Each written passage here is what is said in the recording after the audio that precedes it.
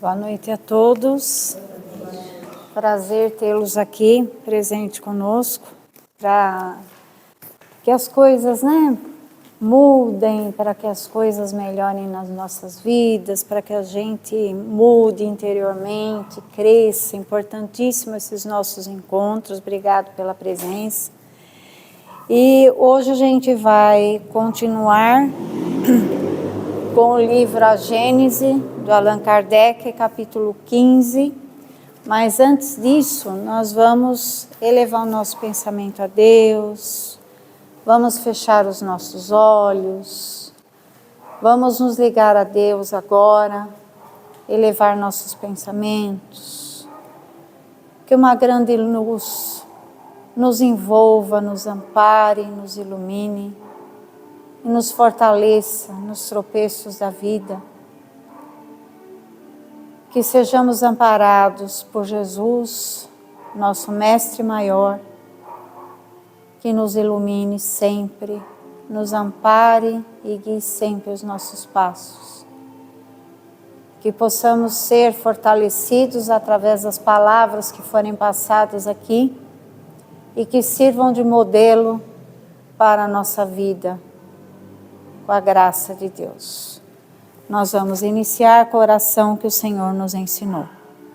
Pai nosso que estais nos céus, santificado seja o vosso santo nome. Venha a nós o vosso reino, seja feita a vossa vontade, assim na terra como nos céus. Ao pão nosso de cada dia dai-nos hoje, Senhor. Perdoe as nossas dívidas, assim como nós perdoamos aos nossos devedores, e não nos deixeis cairmos em tentações, mas livrai-nos de todo o mal, porque teu é o reino, o poder e a glória para todos sempre, assim seja, graças a Deus. Bom, hoje a gente vai falar um pouquinho, como eu comentei com vocês, que eu estou numa sequência com o livro A Gênese, esse aqui, do Allan Kardec, tá? E nós estamos no capítulo 15, os milagres do Evangelho. Então hoje a gente vai falar um pouquinho dos milagres do Evangelho, para que a gente possa avaliar isso em algumas situações da nossa vida, E o motivo, nós vamos falar de Jesus basicamente, Da situação de Jesus, das questões do Evangelho e os milagres feitos por ele. Antes de começar com essa parte dos milagres, nós vamos estar retomando uma coisa que eu já falei aqui muitas vezes, que nós temos, além desse corpo físico, o corpo perispiritual. O que é o perispírito? É um corpo igual ao que nós temos, é mais fluídico e também energético. E o que acontece? É através do perispírito que os espíritos atuam sobre nós, tá? Em médios ou quem não é médio de incorporação, que isso, que aquilo, também recebe influências. Todos nós temos. As pessoas que têm mediunidade têm isso mais aflorado, Tem bem mais aflorado. E é sobre essa parte que os espíritos atuam. Então, tanto bons como maus, eles sabem como é o processo. E o que acontece? Um médium de incorporação, por exemplo, o espírito não vai entrar no corpo dele. A incorporação não é o espírito entrar dentro do corpo, porque é um corpo para um espírito, não é um corpo para dois espíritos, não existe isso. Então, o que vai acontecer? Vai encostar. E eles encostam nessa parte aqui de trás, principalmente para os médiuns de incorporação. Eles encostam aqui, E para os outros também, eles atuam. Então, porque a gente acha que o médium de incorporação, o outro tomou conta do corpo dele. Não, ele encostou. Só que o médium, ele sente toda aquela influência, a dor, se ele morreu, sei lá, sofreu um acidente com dor de cabeça, o médium sente tudo. Então, toda aquela influência do espírito é passado.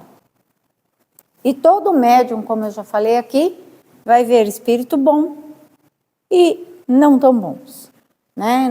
Existem os dois lados. E quem são os espíritos que não são tão bons? São os humanos maus, que morreram.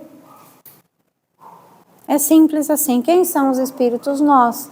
Hoje nós estamos aqui, amanhã a gente está do lado de lá.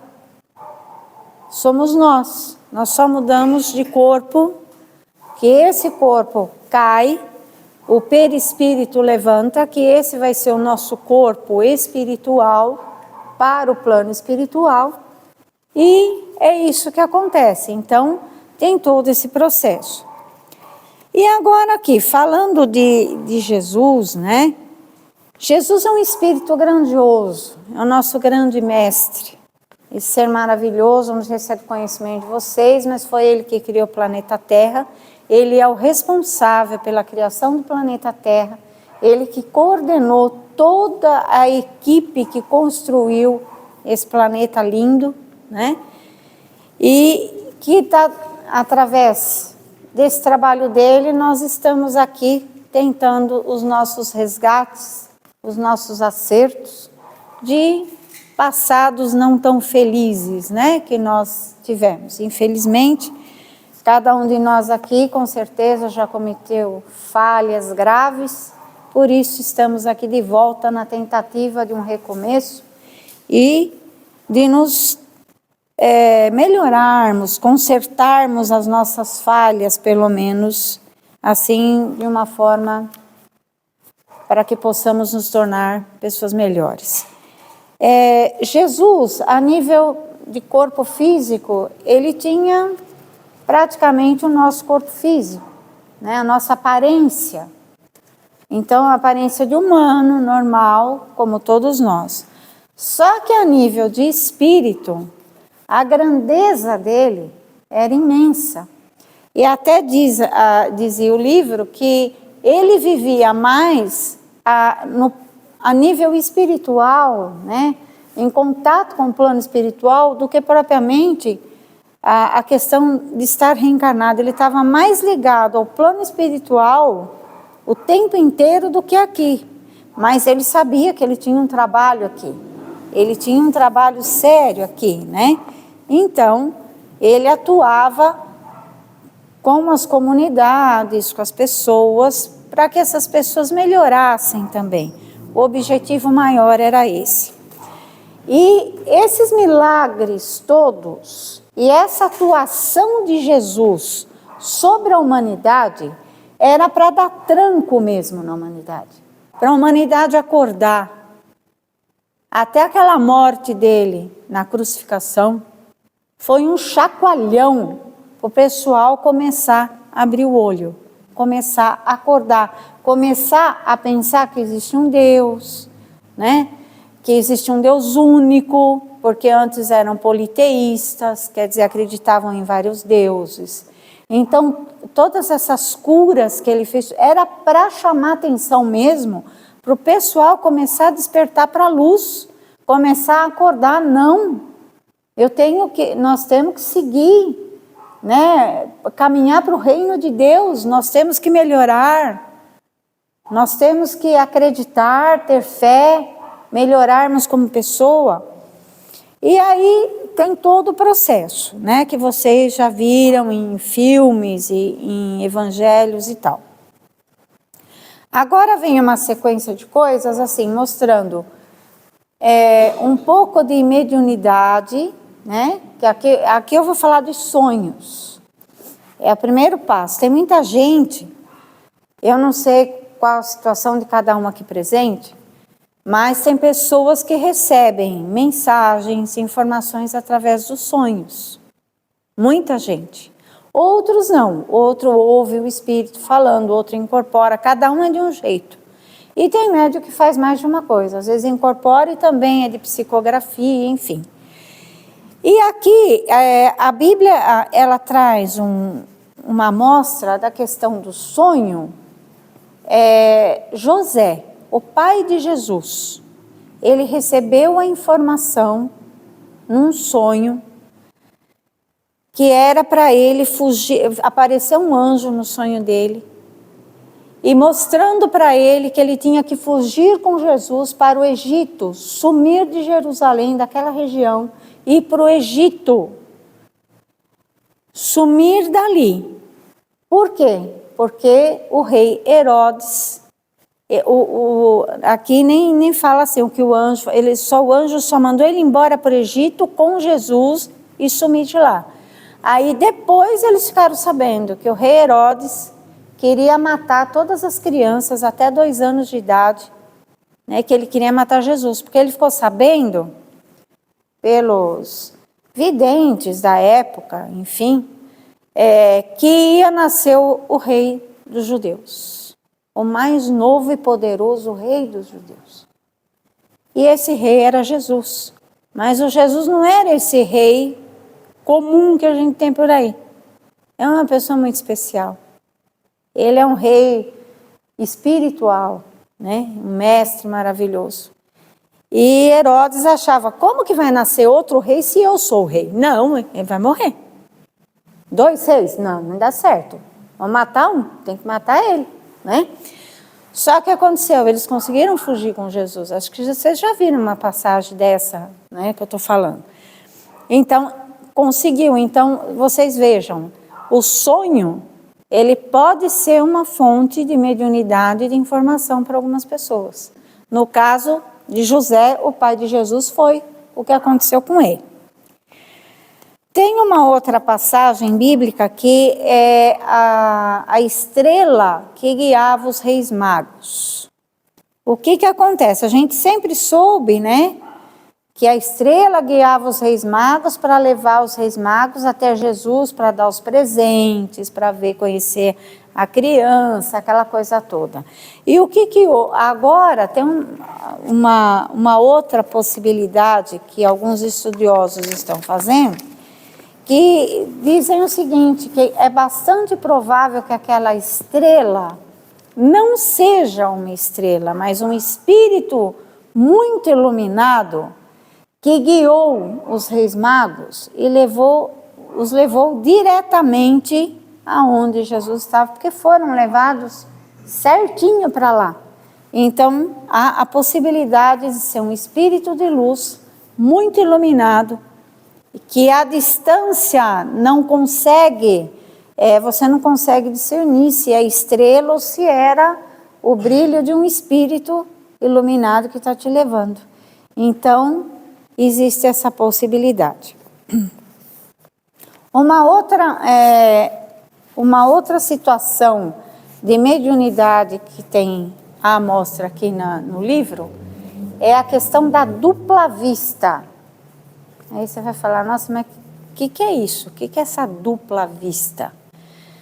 São pessoas que conseguem estar aqui, mas ela consegue saber o que está acontecendo, sei lá, 1 quilômetro, 2, 10 quilômetros daqui. Ela consegue perceber o que está acontecendo bem longe daqui. E Jesus tinha isso, ele tinha isso assim, brincando, né, com a maior facilidade, com uma coisa absurda ele tinha isso. Então aqui tem uma situação em que Jesus ele pede para os discípulos irem numa aldeia próxima ao Monte das Oliveiras que eles estavam ele estava com os discípulos lá e pede para alguns deles irem numa aldeia próxima buscar uma mula e o seu jumentinho. O pessoal achou estranho. Falou, você vai lá naquela aldeia, vocês vão buscar uma mula e um jumentinho que está com ela. Vão trazer aqui. Se alguém perguntar alguma coisa, vocês vão falar que eu estou precisando, que depois a gente devolve. E eles foram. Chegaram lá, tinha a mula, o jumentinho, tudo certinho, que nem ele falou. Só de mentalizar, ele já mentalizou, já foi até lá e trouxe. E aí o que acontece? Isso aqui já é o início de uma profecia de Zacarias. Zacarias era um profeta do Antigo Testamento, que ele viu a imagem de Jesus entrando maravilhosamente, assim sendo saudado em Jerusalém, sentado numa mula, entrando, ainda ele fala, um rei humilde entrando, sentado numa mula. É um rei maravilhoso e humilde entrando triunfalmente em Jerusalém, sentado numa mula. Então, veja bem, tem essa visão de Jesus, né, que pede a mula, aquele negócio todo, e a visão do Zacarias, a previsão do profeta Zacarias, falando dessa entrada dele que ia acontecer e aconteceu maravilhosamente em Jerusalém, né, nessa situação. Bom, com relação ao reino de Deus, a multidão aclamava Jesus como Hosana, filho de Davi. E isso demonstra que as pessoas estavam já começando a aprender que existe o reino de Deus e que a gente conquista o reino de Deus através do quê? De sacrifício e ressurreição. Então, o que acontece aí? As pessoas já estavam começando a aprender que para a gente conseguir um lugar melhor no plano espiritual para você ficar, vai ser com sacrifício, que é o nosso sacrifício aqui, no planeta Terra. Então, a necessidade da gente lutar, da gente não desistir, da gente desenvolver a nossa fé, da gente desenvolver a nossa esperança. Por mais que a gente tenha problema, a gente não desistir. Que todos nós aqui presentes, e os que estão aí fora ao redor, estamos todos no mesmo barco. Diferem os problemas, só que todo mundo tem, cada um tem de um jeito. E que a gente não pode desanimar, a gente não pode desistir, a gente não pode. E Jesus, como um espírito muito evoluído que era, ele tinha muita necessidade de estar no meio do povo. Para quê? Para orientar, para curar, para mostrar e para desenvolver nas pessoas a fé, a esperança, a caridade, né? E Jesus sempre foi para nós um modelo de vida, ele é um modelo de vida.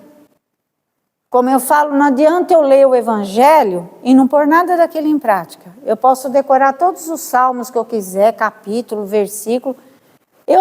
Aquilo ali é uma cartilha para nós colocarmos na nossa vida. A aprendizagem daquilo no dia a dia.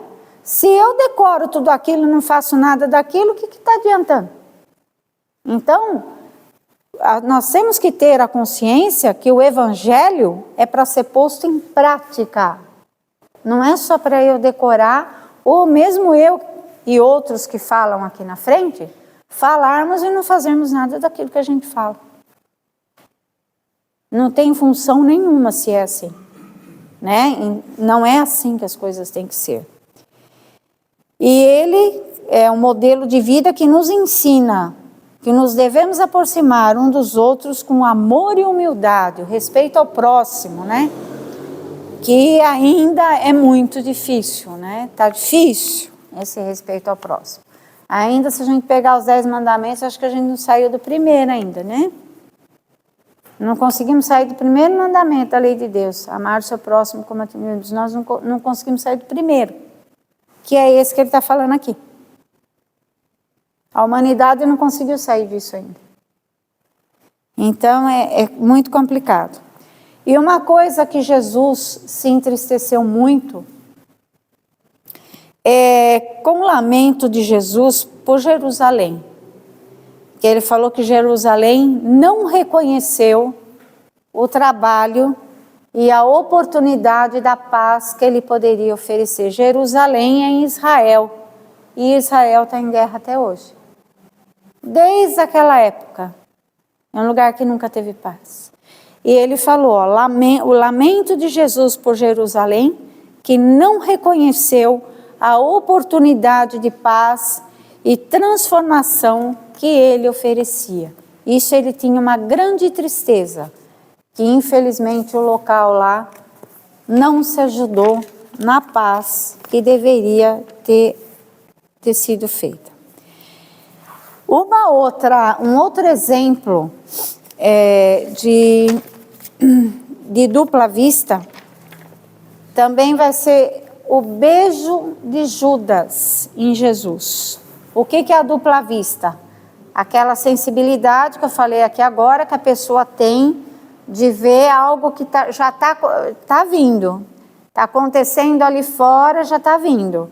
Então, uma das situações é que Jesus estava com os apóstolos e ele fala para os apóstolos, vamos levantar, vamos sair daqui, porque quem vai me trair já está chegando. Ele terminou de falar isso, Judas entra porta dentro, com um monte de soldados para prender Jesus. E Judas fala, aquele que eu beijar é Jesus que vocês vão prender. Então você vê, ele terminou de falar, já aconteceu. Então isso é a dupla vista, a pessoa que tem essa sensibilidade muito aflorada, né, que acontece essas situações. Uma outra situação ainda de dupla vista é uma pesca maravilhosa, que chama de miraculosa, que aconteceu com Simão Pedro. O que acontece? Jesus falou para Pedro, pega as suas coisas e vai pescar. Ele falou, poxa, mas nós chegamos agora, acabamos de chegar, não pegamos nada, tá tudo, não tem nada, não pegamos peixe nenhum, como é que a gente vai voltar para lá de novo? Ele falou, pega as coisas e vamos. E ele foi também. Foram. Quando Pedro jogou a rede veio lotada de peixe, lotada. Mais uma vez a demonstração, né, da dupla vista, só que aí é o seguinte, Jesus ele não fez o milagre que multiplicou um monte de peixes. Ele sabia onde os peixes estavam e falou para Pedro, joga a rede aqui. E aí Pedro jogou e encheu de peixe, porque ele sabia onde estavam os peixes. Então ali não foi um caso da multiplicação de peixes, mas ele já sabia aonde estava. Por isso que ele falou para o amigo ir para lá e fazer a pesca. E aí nós temos as curas, tá? Agora nós vamos mudar um pouquinho, falar de cura. Cura é um negócio meio complicado, né? Que todo mundo acha que tem que ser curado. Todo mundo acha que tem merecimento, né? Cura é um pouco complicado. Por quê? Porque cada um de nós temos uma história arquivada, né? E aí cada um tem um peso, né? Que nós temos que estar corrigindo, né? Que são as nossas falhas, os nossos erros e tal. E a cura vai do merecimento, vai da fé. Por isso que o Espiritismo, antes de mais nada, gosta de trabalhar muito a correção moral das pessoas. Porque você se corrigindo moralmente, você se tornando uma pessoa melhor, automaticamente as portas se abrem, os caminhos se abrem e você vai ter mais merecimentos. Tá? Isso aí não tem um segredo. E aí, nessa época, Jesus tentava passar isso para as pessoas, mas era um pouco difícil em algumas situações. Então, o que acontecia? Tinham aquelas curas maravilhosas que ele fazia, que era um choque para a população. Era um choque, era para dar choque mesmo. Era para dar um safanão para o pessoal começar a despertar para a luz, começar a ter fé, começar a acreditar mais. E aí tinha uma mulher que perdia muito sangue. Ela tinha uma hemorragia e perdia muito sangue. ficou 12 anos com hemorragia, pagando médico, pagando os médicos na época, né, lá atrás, né, e não conseguia absolutamente nada. E ela ficou sabendo de Jesus, ela falou, não, eu vou chegar perto dele, nem que for para eu encostar a mão nele, só. Ele não precisa nem falar comigo, mas eu vou, porque, meu Deus do céu, o que acontece com a minha vida, não sei o que e tal. E aí, Jesus é impressionante, né? Aí a mulher pôs a mão nele, ele percebeu que alguém o tocou. Ele falou, quem me tocou? No meio de uma imensa multidão. Quem que me tocou? Aí a mulher falou, fui eu, né? Ele falou, minha filha, a tua fé te curou. A tua fé te curou. Você veja a irradiação de luz, a irradiação fluídica dele. Ele não precisou nem fazer assim. Só dela tocar. Só que além dessa irradiação de luz que ele tinha, dessa coisa maravilhosa, ela teve fé, ela teve humildade, ela teve amor, né? Isso faz a diferença. Isso faz toda a diferença no andar das coisas, né? Então, praticando curas, Jesus trazia para si pessoas com fé e amor verdadeiro, e era amado também. Então, este já era o caminho dos ensinamentos que ele gostaria que a humanidade aprendesse. Agora tem os possessos. O que são pessoas em situação de possessão? É quando ele é um joguete na mão de espírito trevoso. Tá? Então, são obsessores que são inimigos de um passado ou algo muito mal que a gente fez para alguém que faleceu, e essa pessoa vai querer te perseguir e perseguir qualquer um de nós aqui para se vingar do que aconteceu. Então, ela simplesmente destrói a vida de uma pessoa. Ela simplesmente destrói a vida de uma família. E eles conseguem. Se bobear, eles conseguem. Então, é necessário muita fé, muita oração, procurar uma casa de oração, para que, né, juntamente com a própria pessoa obsediada, o espírito seja tratado, seja encaminhado também, para que as coisas melhorem. E Jesus estava lá na sinagoga em Cafarnaum, e ele entrou, e aí um indivíduo que estava, né, possesso, falou para ele, o que você veio fazer aqui? Hein, Jesus de Nazaré? O que você veio fazer aqui? Você veio nos prender? A gente te conhece. Você é o santo de Deus, né? O que você veio fazer aqui? Ele falou assim, cala-te e sai desse homem. Mas assim, bem bravo, né? Cala-te e sai desse homem. A hora que ele falou isso, a pessoa começou a se bater como se fosse entrar em convulsão, né? E aí todo mundo ficou muito assustado, e realmente o espírito saiu do corpo desse homem. E, quer dizer, saiu do corpo não, desencostou. Desencostou. E aí o pessoal ficou, nossa, mas o que está acontecendo aqui? O que é isso? Ele fala para os espíritos impuros fazerem as coisas e eles obedecem, né? Que seria, no caso, obedecer de se retirar, de parar de perturbar a pessoa, coisa e tal.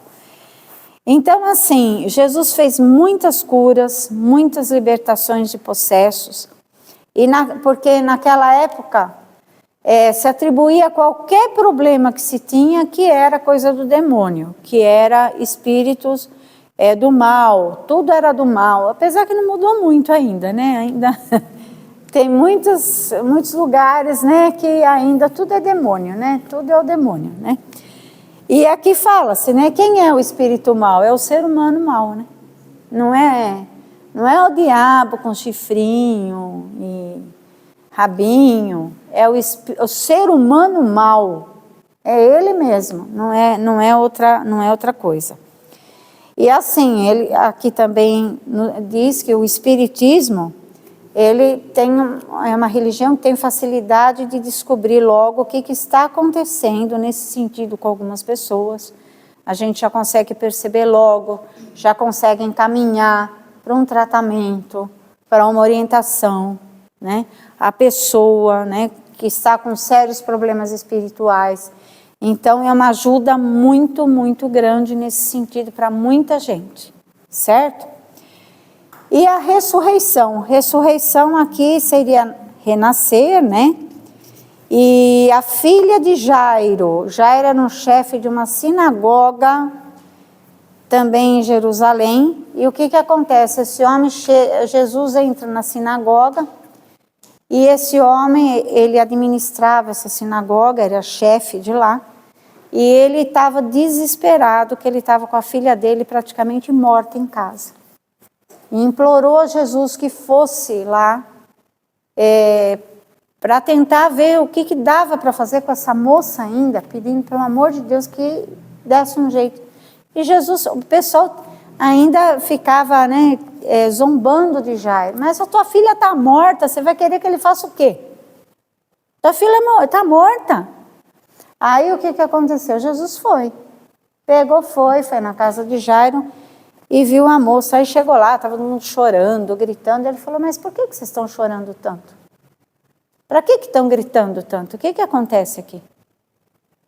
Ele falou, essa moça não morreu, ela só está dormindo. Aí deram gargalhada, né? Tirando uma com a cara dele, né? Ele chamou o pai e a mãe da moça e falou, vem cá, vamos lá comigo. Aí ele falou para a moça, né? Aí falou que a menina estava apenas adormecida para acalmar os pais. E aí falou, minha filha, levante-se, eu te ordeno. E ela levantou e começou a andar normalmente, como se não tivesse nada. Aí ficou todo mundo maravilhado, todo mundo admirado com essa situação.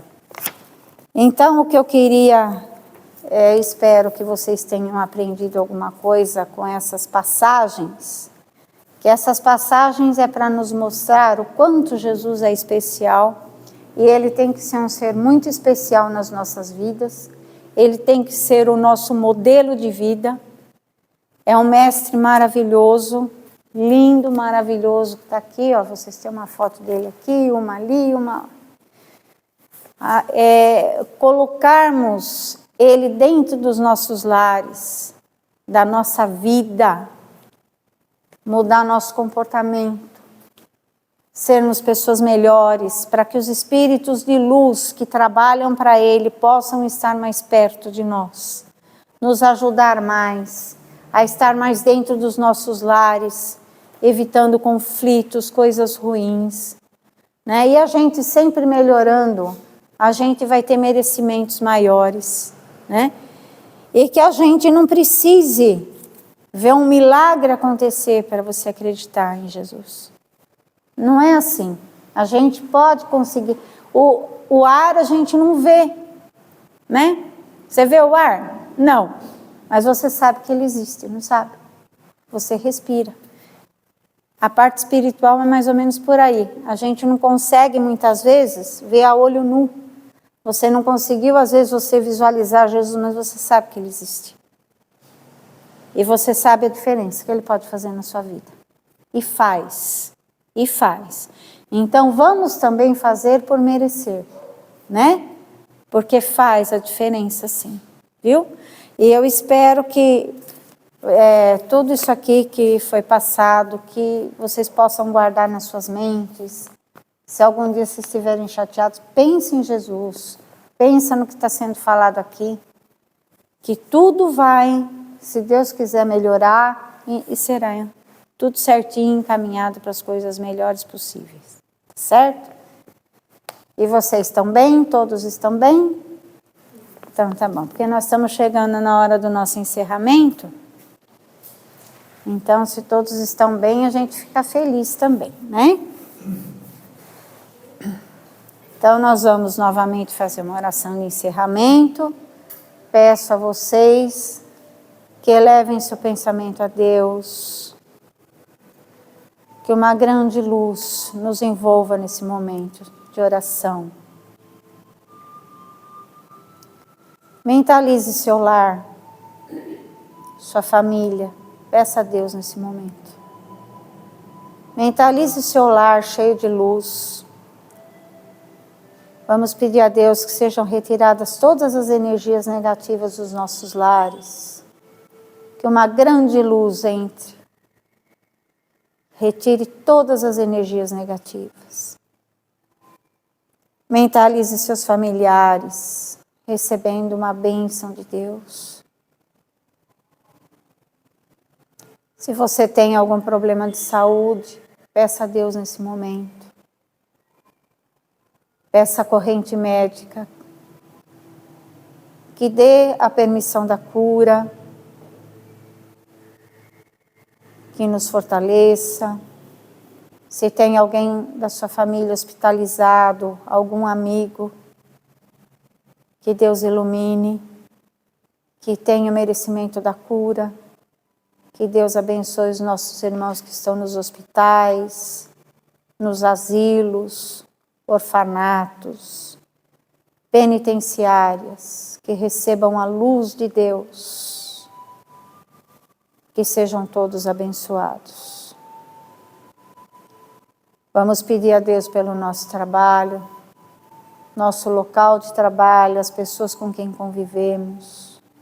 Mentalize, peça a Deus, levando luz ao seu local de trabalho. Que Jesus ilumine a todos, levando paz, compreensão e amizade. E nós aqui, com o nosso coração agradecido, ajoelhamos aos seus pés, Jesus, com a nossa gratidão pelas bênçãos recebidas no dia de hoje, por esse encontro maravilhoso que estamos aqui entre irmãos, com o nosso coração extremamente agradecido pelas suas bênçãos, por o Senhor nos ouvir, por o Senhor estar aqui conosco, nos abençoando, nos iluminando, nos guardando do mal, nos abençoando com as suas graças. E nós vamos encerrando agora com a oração que o Senhor nos ensinou. Pai nosso que estás nos céus, santificado seja o vosso santo nome. Venha a nós o vosso reino. Seja feita a vossa vontade, assim na terra como nos céus. O pão nosso de cada dia dai-nos hoje, Senhor. Perdoe as nossas dívidas, assim como nós perdoamos aos nossos devedores. E não nos deixeis cairmos em tentações, mas livrai-nos de todo o mal. Porque teu é o reino, o poder e a glória para todos sempre, assim seja. Graças a Deus. Um bom retorno a todos. Que Deus abençoe todos vocês. Dá licença um pouquinho, boa noite, pessoal. Dia 27 agora, nós temos uma palestra cantada e gostaríamos que vocês estivessem presentes. Vai ser o Alan Vilches. Acho que alguém já viu ele na televisão por aí. Já viu aqui também, já veio aqui várias vezes e virá novamente. Então, dia 27, ele vai vir aqui, vai estar conosco. Vai ser uma palestra cantada, recitada. Então, quem puder, venham estar aqui conosco para viver os momentos de felicidades com todos nós aqui. E aí uma reunião também dos grupos que trabalham aqui na casa, que vão estar bastante presentes. Espero que vocês venham conosco. Temos também uma caixinha lá na recepção para quem quiser fazer alguma pergunta. Não precisa se identificar. Escreva a pergunta, coloque lá dentro, que nós vamos, nas terças-feiras, preferencialmente, conversarmos sobre essas perguntas que lá estão. Ok? Ah, mas eu tenho vergonha de perguntar. Não quer pôr o nome? Põe. Não quer pôr o nome? Tá beleza do mesmo jeito. É bom que dá um incentivo para nós e dá uma, vamos dizer assim, um motivo para nós conversarmos um pouco sobre a doutrina espírita e a dificuldade de cada um de nós. Ok? É só para nos auxiliar também. Então, que vocês tenham um ótimo retorno, que a paz vos acompanhe e vos guie de retorno ao vosso lar. Que Deus abençoe a todos. Obrigado.